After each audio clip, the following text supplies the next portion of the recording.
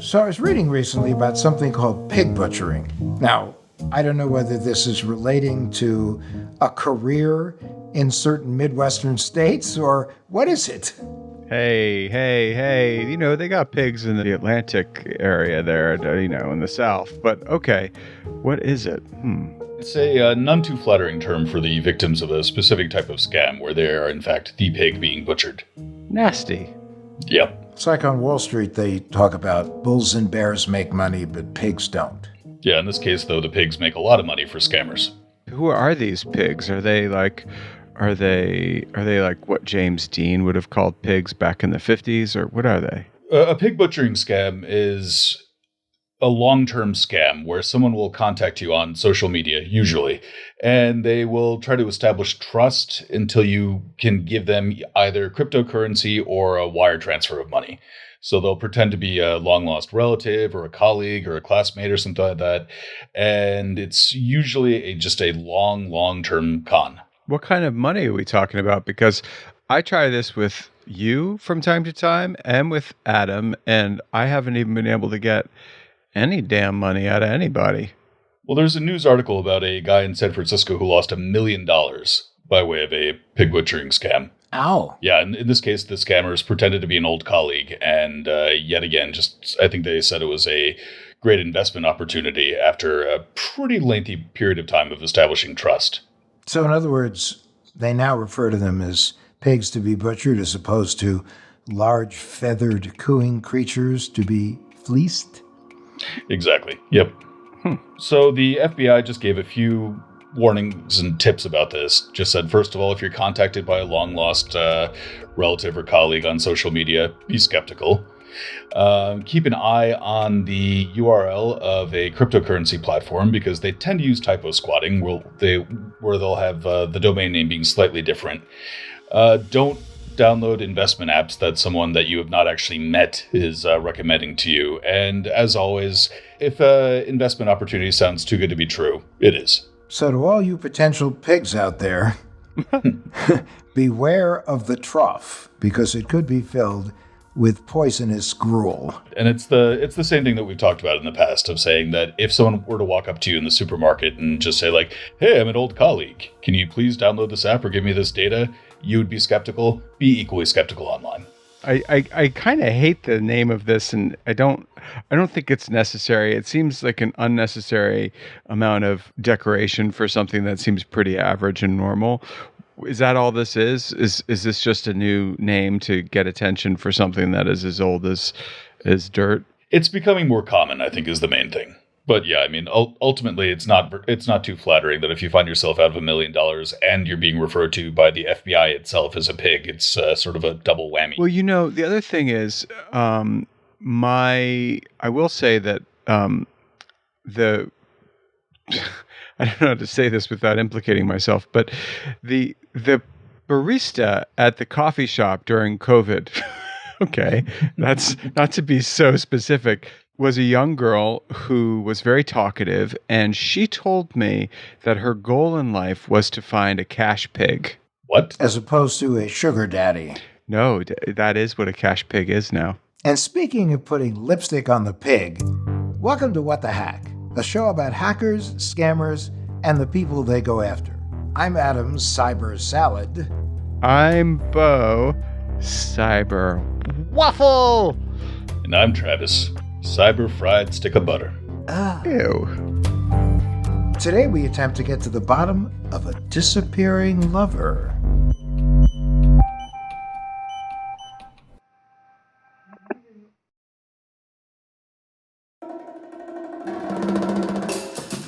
I'm excited today because we have on our show someone who has been a loyal listener, a friend, a terrific human being that's been very supportive of this show. Thank you. And Fumiko, where are you coming to us from? Southern California. Well, it's great having you here from Southern California. So what do you do?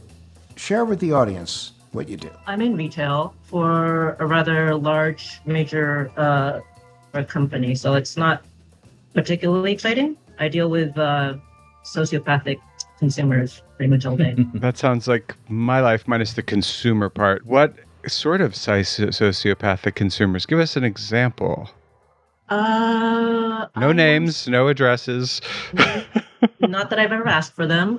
But yeah, I've had a consumer come up to me once and ask me if her dog could pee on the floor of the store.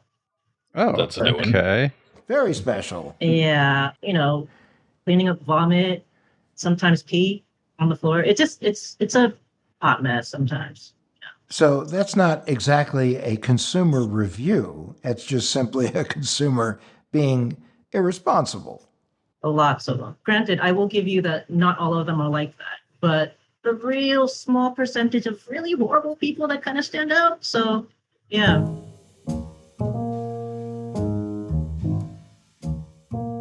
Now, what was before retail? I was living in Mexico.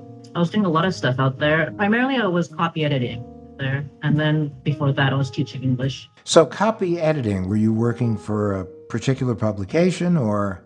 No, I was working for a travel agency that was online. So basically, I was correcting their English, things like, oh, stay at our sumptuous hotel rooms. You're thinking sumptuous, like who uses that word anyways? But, that sort of thing. So I was correcting that sort of text, writing it, editing it, working with the SEO, like the website and stuff like that. And SEO is search engine optimization, right? That is correct. That is correct. So I had to do a lot of those like search engine terms, phrases and stuff that really didn't sound natural. I know in your personal time, you're something of a baker. Is that right? Yes, I am. So that's what I do kind of like to, on my off days, I like baking a lot. In one of the notes that you sent to us, you likened each of us to a particular pastry or baking product. Could you remind us of what it was for each of us? Oh, God. I can't remember off the top of my head, but I think Travis was a red velvet cake, which he said that he doesn't necessarily... I don't remember if he said he necessarily liked it.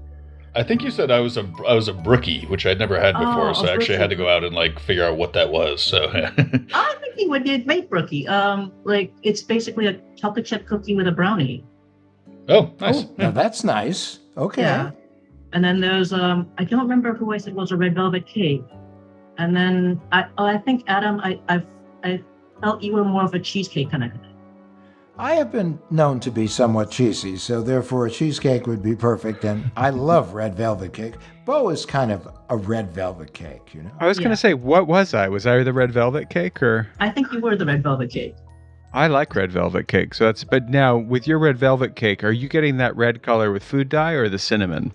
I don't think I've ever heard it with being gotten with cinnamon. Yeah, no, I just sort of vaguely remember someone telling me that the original was like somehow cinnamon related, but I never understood it because cinnamon isn't red, it's brown. Yeah, I think it's a hard sell for red. But I love it, and if you want to send me a red velvet cake, I will eat it. I would, and then I would, I would eat it every week. So if you wanted to, I'll subscribe.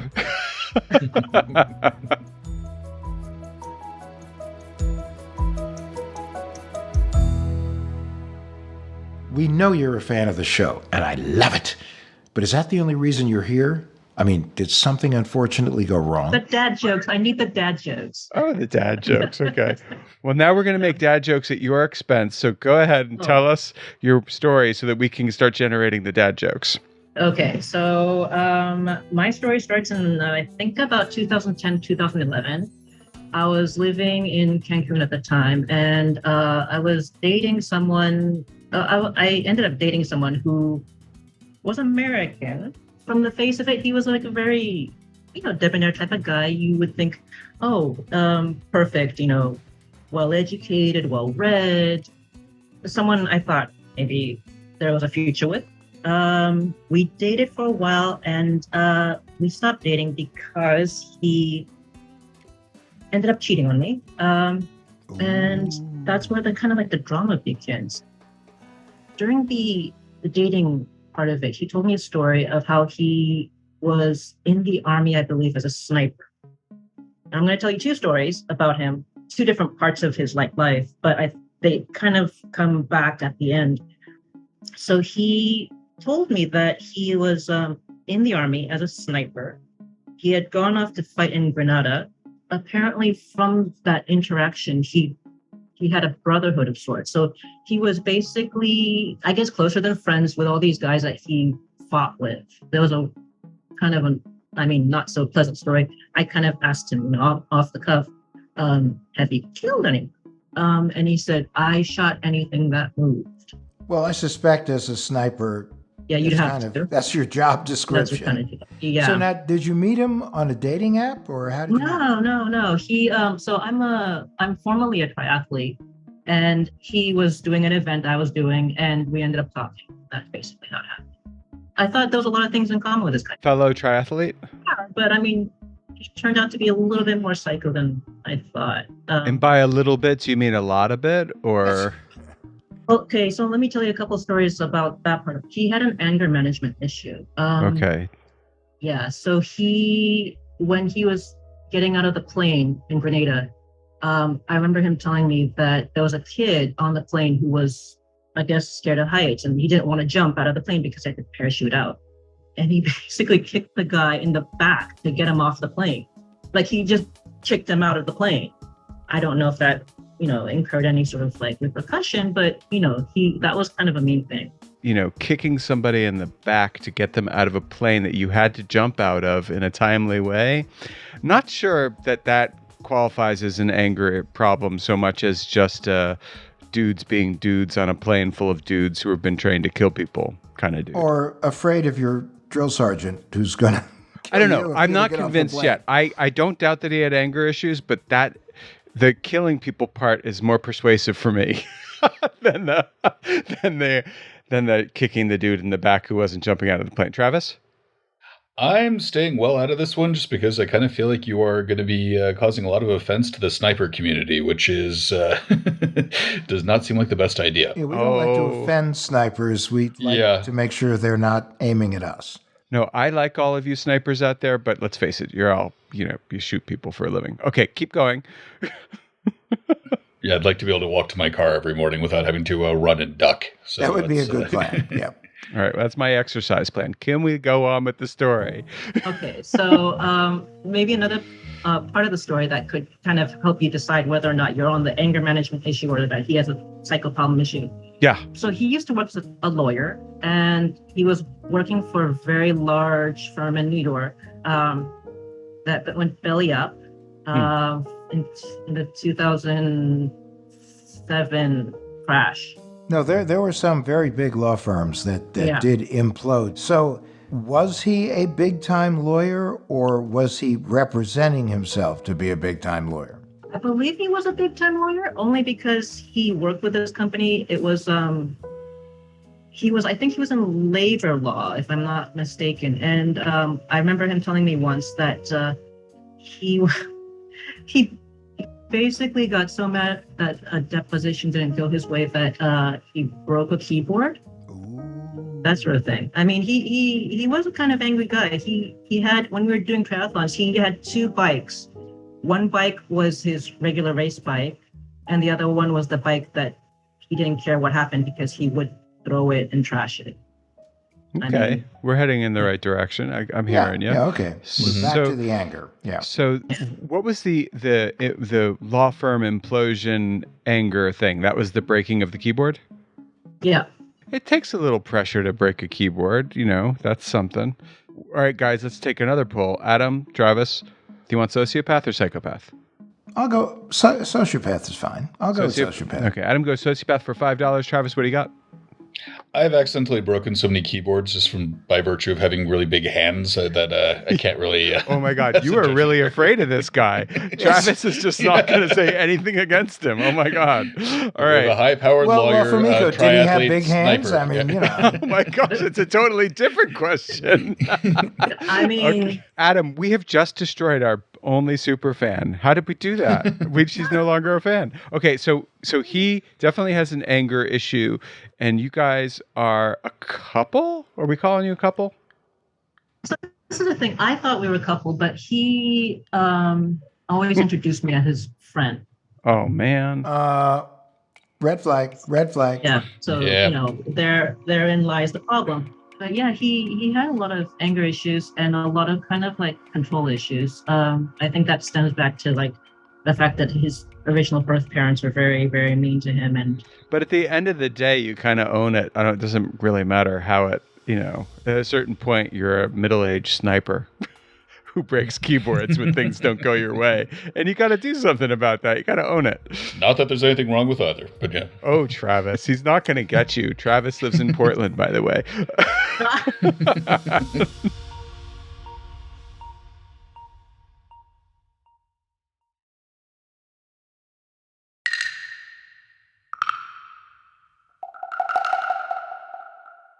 Okay, Fumiko, we interrupted you again. no, but he also, the reason why I mentioned the brotherhood thing was that he actually also told me that with his ex-girlfriends, he used to ask one of his brothers, who I think was still in the government working somewhere. He didn't tell me where. And he would ask one of his brothers to check up on them and see what they were doing. I don't know what the extent of that was. I don't know how far that was pushed, if he actually did anything or he was just, trying to check up on. I don't know. He just said that he would ask his brother to look into things. Doesn't sound like a good use of taxpayer money, having someone working at a letter agency checking out ex-girlfriends. Yeah. So, but that's what he said he did. And he told you this by way of, the only thing I can figure is by way of letting you know that threat. Yeah, it sounds sinister. Veiled threat. Travis, do you think it sounds sinister? That sounds very sinister. Wow, he finally weighs in. Well, we have one. Now you're a dead man. Okay. Bam! Okay, so we have established that he's using letter agencies, or saying he can. There is also that guy who's like, says he can and can't, right? Which one was he? Well, oftentimes the people who say they can do certain things are precisely the people who can't do certain things. Right. Because if they could, they wouldn't mention it. Yeah, they wouldn't advertise. Right. Yeah, no, and I can say that this is totally true, having been Adam's friend for a long time, and there's just so many things he knows about me that he can only know by way of the way that he doesn't claim he can do. And placing cameras and microphones all through Bo's house. He knows so much. It's really awful. Fumiko, never be friends with Adam, because he will just... And but he looks like a sweetheart. Oh, he looks sweet, but that's his whole point was like, the guy who can do it doesn't look like the guy who can do it. He's a poisonous cheesecake.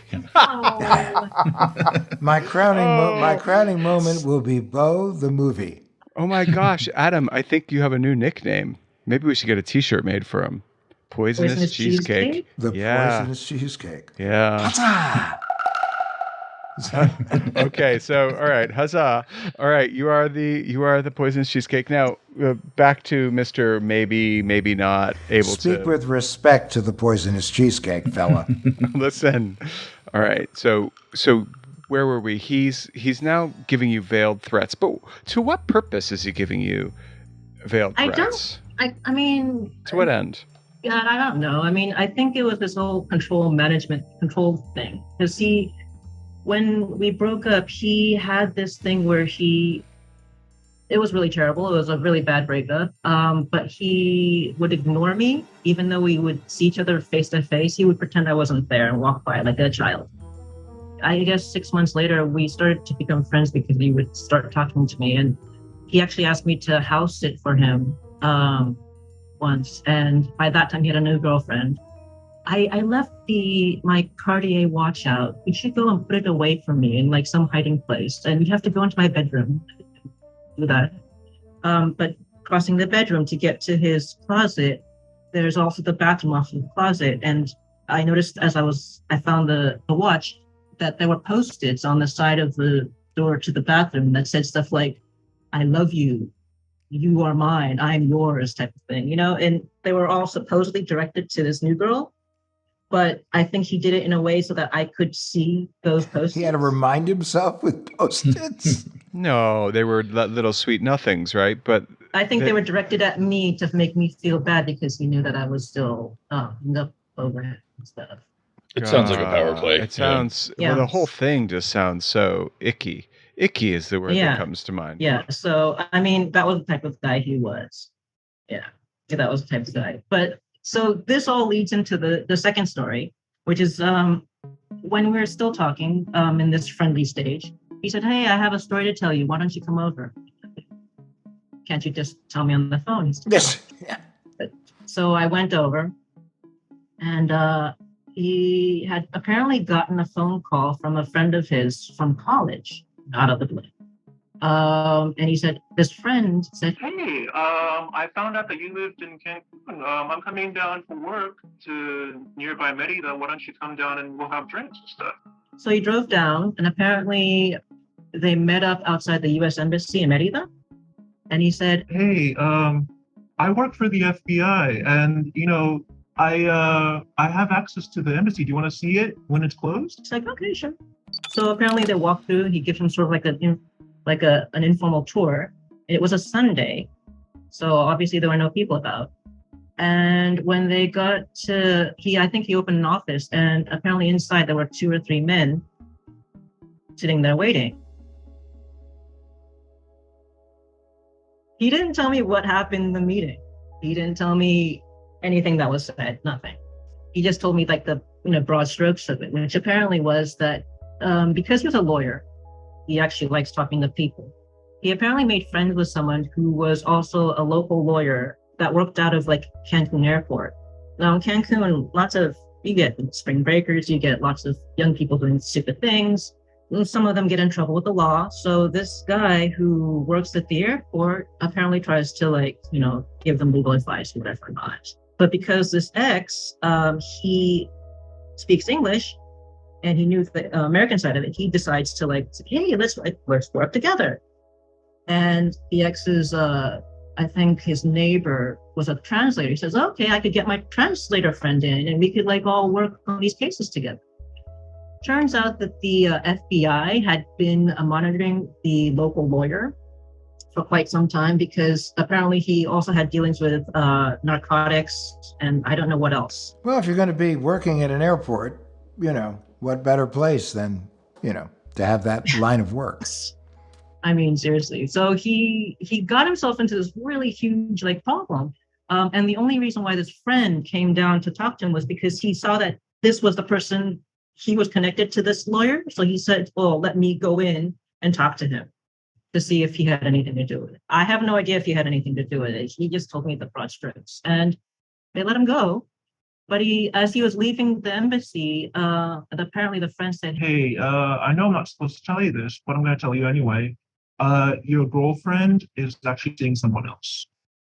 And the only way he knew that was that he was reviewing his texts. And you know who else was texting him at this time? Me! Oh. Oops. So, I mean, I'm just sitting here livid because... What's his motivation here? I don't know. He just said, Okay. I just wanted to let you know, as Amazing. a friend, I guess, that, your girlfriend's cheating on you. But that's the new girlfriend. I was right? long out of the... The new girlfriend was cheating I was on long him. out of the picture. by then. Gotcha.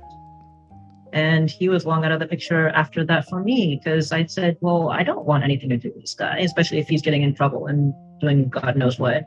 He had told me once that, he called me once, said, "Yeah, I just came off of a 3-day coke bender, and the only reason why I stopped was because my nose started bleeding." Sounds like you had a lot going on. yeah, and I think I dodged a very huge bullet, probably a kind of fire. Howitzer. Yeah, Howitzer. he was a lot going on, a very hot mess.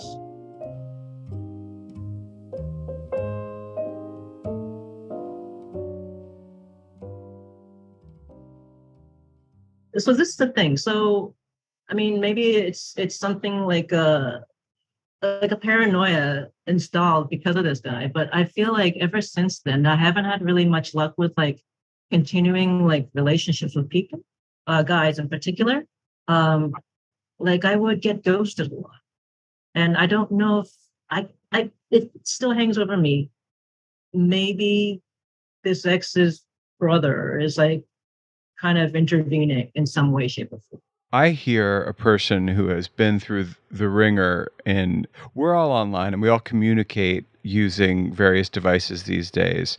And interpersonal relationships happen sometimes exclusively online and via cyber means, right? Whether it's on text or social media or whatever. And it sounds to me like, you're dealing with people who are not completely hinged to reality or maybe completely unhinged. But if that's the case, what worries me is that somebody may have, messed with you on a cyber level, whether that is putting malware on your phone, in some way, figuring out how they can spy on you. Yeah. Is that something that you've thought about? And do you have A any? lot. I've had like right before I left Cancun, there was someone I was potentially going to see. Apparently, he was very interested. We were very interested. We were going to see each other right before I left. And you were meeting them through a dating It site? was someone I met scuba diving. So, yeah, he was one of the dive masters. So I was going to go meet him, and we were going to set up a date to see each other the next day. Never texted back. I texted him a bajillion times, and nothing. And it seems to have kind of happened like a lot since then. People I've met here on dating sites who just all of a sudden they ghost me, or they say, you know what, I can't do it. This is just not going to work. And it's like, well, now ghosting happens. Yeah. Ghosting happens. So that's a thing, but it happens more when a sniper reaches out to you and says, stay away from her. With contacts at the FBI. Yeah. If you value not being sniped, then I mean, Yeah, no, I mean, it's not impossible. We have seen stories, Adam, your friend Amanda, an Italian, what was his name? Cryptolira, the Italian, maybe completely fraudulent human being who maybe hacked into her phone, but maybe it was the guy who was he a hacker, Travis? He worked in cybersecurity, and so he installed spyware and malware on her phone. and apparently as they drifted apart, her phone started drifting too. Yeah, and that's the thing. I think that is the thing that we need to focus on here, which is we live in an essentially insecure environment. Our passwords are fair game. Our various communications are interceptable. And as a result, we are at the mercy or at the good graces of the world around us, which is comprised of people. Some people are good, some people aren't good. And the aren't good part of the people quotient, it's considerable. If you happen to wander into a not great cyber neighborhood, it's anyone's guess what's going on. And the only thing you can do is try and secure your devices as much as possible. One of the best ways to do this is to reboot your phone. Mm-hmm. Most of this malware doesn't work if a phone is turned completely off and then back on. When was the last time you restarted your phone? well, I just got a new phone, so probably twice, 3 times since then, maybe a month. Twice a month. I mean, considering it is Maybe. rather new, yeah. Even if you don't see the signs of malware, your phone's running slow, pop-up messages that didn't used to be there, draining batteries. But the first and best way to get rid of it is to turn your phone off and on again. It's to restart it, actually. That in some cases, there are ways that if you turn your phone off, it'll still be in a low power mode. At least that's the case for newer phones. So it'll say it's off, but it's actually just kind of going to sleep for a little bit.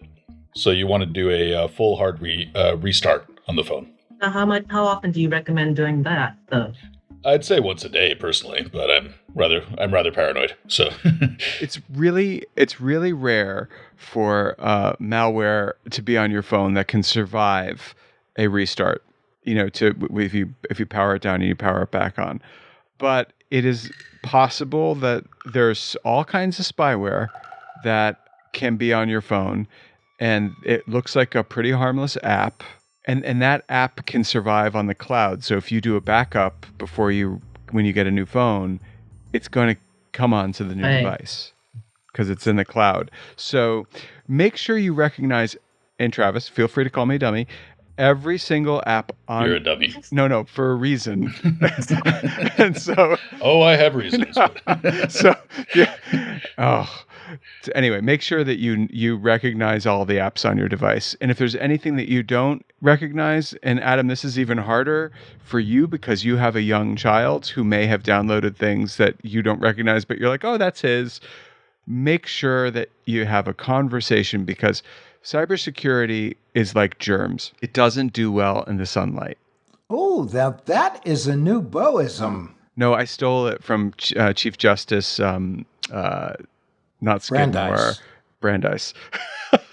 I knew it was some private college, but at any rate, that is the truth, though. The more you talk about so if you know what you've got on your phone, you're probably good. If you don't recognize something, send it to us on the DL or on the not DL because we're friends now, and we will tell you whether it's something to worry about. But good cyber hygiene is your friend here. If you do everything more or less right, the chances are that it's just more or less your imagination that's plaguing you.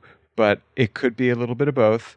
And as Adam likes to point out, sometimes you're not paranoid because they really are after you. So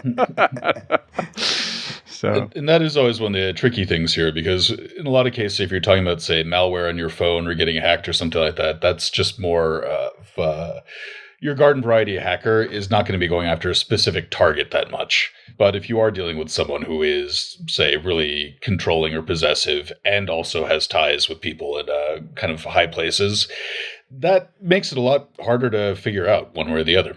Or not even high places, just dirty places. Yeah, exactly. Like the letter agencies. No offense, letter agencies. Yeah, letter agencies, snipers, so Russian now, hackers. Now we've angered a sniper, a hacker, and the letter agencies. Bo, you want to go for a clean sweep? What else could I do? Hey, Scientologist. IRS, you suck.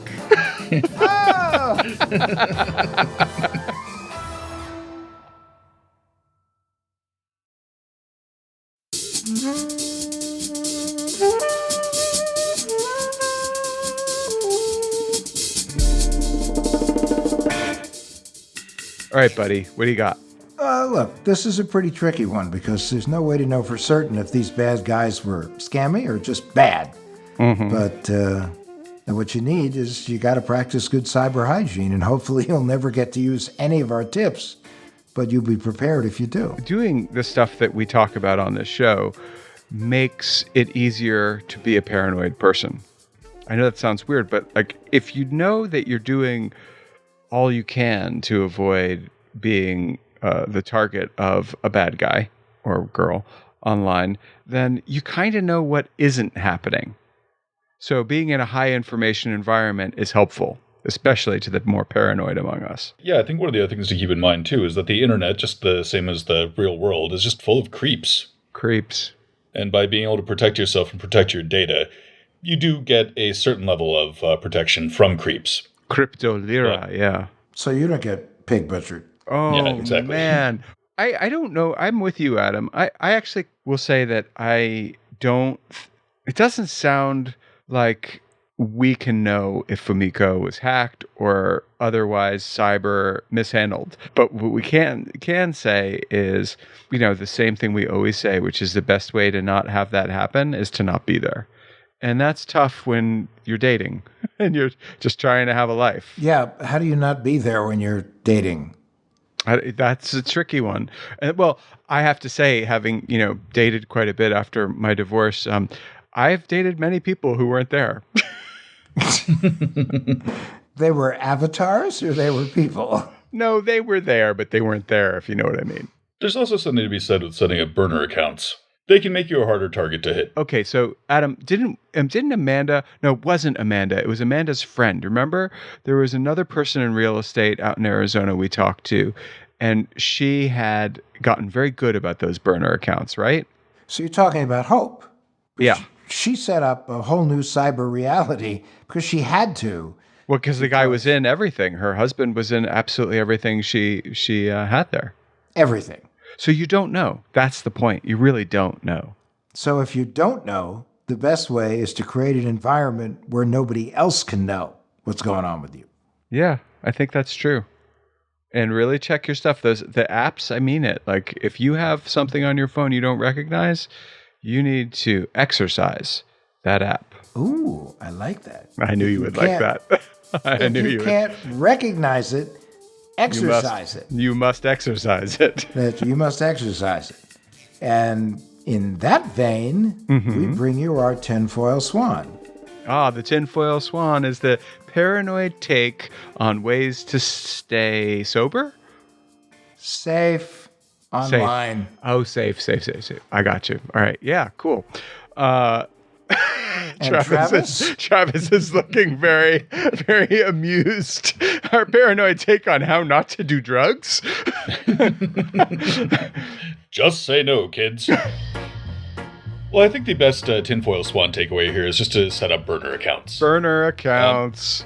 Especially if you're going on dating apps, just because that is just by its very nature, you're giving out a lot of personal information. Oh, I just found a burner account here. It's I'm not Adam K. Levin @gmail.com on Bumble. Adam, have you been on Bumble?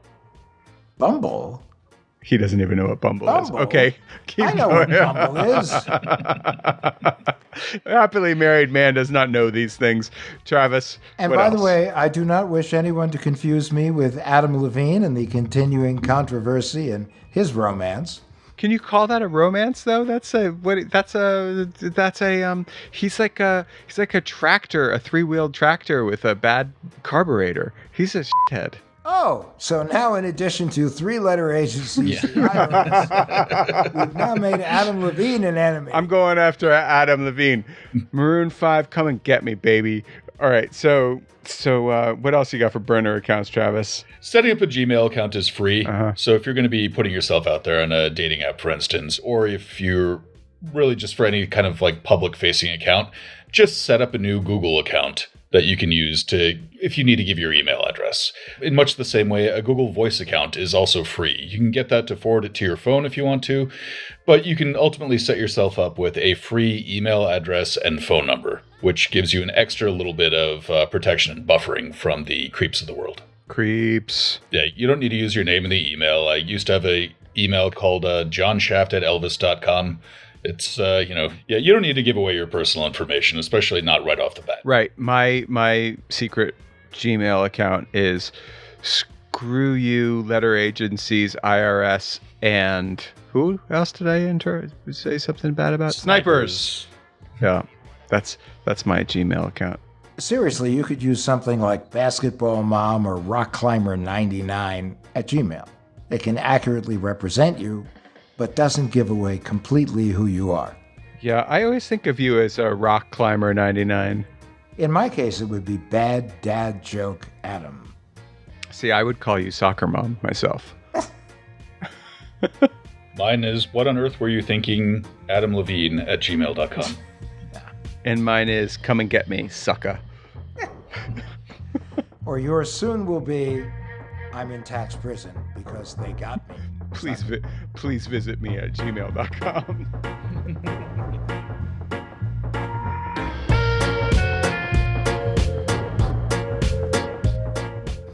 I want to thank everybody for listening to the show. We really appreciate having you. We appreciate your support. And we'd love a review if you have an opportunity. Come, rate us, review us, and share the love with your friends. That also helps other people experience the love that you're sharing. What the Heck with Adam Levin is a production of Loud Tree Media.